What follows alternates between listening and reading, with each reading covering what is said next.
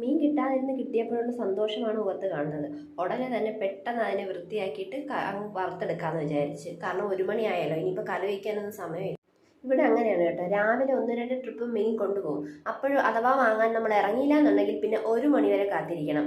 അതും വന്നാലായി വന്നില്ലെങ്കിലായി. ആ മാമൻ നാട് മൊത്തത്തിൽ കൊണ്ടു നടന്നിട്ട് അവസാനം ആർക്കും വേണ്ടാന്നുണ്ടെങ്കിൽ മാത്രമാണ് ഇങ്ങോട്ട് കൊണ്ടുവരുന്നത്.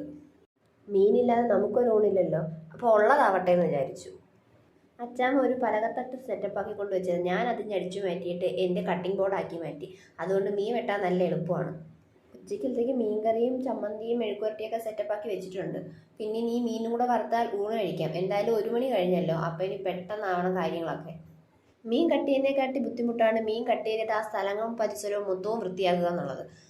മീനിൽ എന്നിട്ട് പൊടികളൊക്കെ നന്നായിട്ട് ഇട്ട് കൊടുത്ത് കുരുമുളക് കുറച്ച് അധികം ഇട്ടിട്ടുണ്ട്. കാരണം ഇച്ചിരി നൊന്ത മീനാണ്, അത്ര ഫ്രഷ് ഒന്നും അല്ല. അതുകൊണ്ടാണ് മാമൻ 2 മീൻ 100 രൂപയ്ക്ക് തന്നത്. ഞാൻ 1 മീനാണ് ചോദിച്ചത്, അപ്പോൾ 2 മീൻ 100 രൂപയ്ക്ക് കൊണ്ടുവന്ന് പറഞ്ഞപ്പോഴേ എനിക്കൊരു ഡൗട്ട് അടിച്ചതാണ് ഈ മീനിൽ എന്തോ വശപ്പശ കൊണ്ടെന്ന്. എന്തായാലും മസാലയൊക്കെ നന്നായിട്ട് തേച്ച് പിടിപ്പിച്ച് കുറച്ച് എണ്ണ ഒഴിച്ച് വറുത്ത് കോരി. മീൻ കൊള്ളാമെങ്കിലും കൊള്ളില്ലെങ്കിലും എനിക്ക് പൊരിച്ച മീൻ ഇല്ലാതെ ചോറിറങ്ങില്ല. പിന്നെ മറ്റു മീനുകളെ പോലെയല്ലോ, വാളമീൻ പൊരിച്ച ഒരു പ്രത്യേക ടേസ്റ്റ് ആണല്ലോ. അപ്പോഴേക്കും മോൾ ഇടയ്ക്കിടയ്ക്ക് അടുക്കളയിലോട്ട് വന്ന് പറയുന്നുണ്ട്, അമ്മയെ വിശക്കുന്ന അമ്മയെ ചോറ് താന്ന്. അങ്ങനെ മീൻ ഇവിടെ റെഡിയാവുന്ന സമയത്തേക്കും ചോറ് വിളമ്പി ചമ്മന്തിയും മീൻകറിയും മീൻ വറുത്തതും അച്ചാറും ഒക്കെ കൂട്ടി കുഴച്ച് ഒരു ഉരുള ഞാൻ വായി വെച്ചു. എന്നിട്ട് മോളെ കൂടി വിളിച്ചു കേട്ടോ.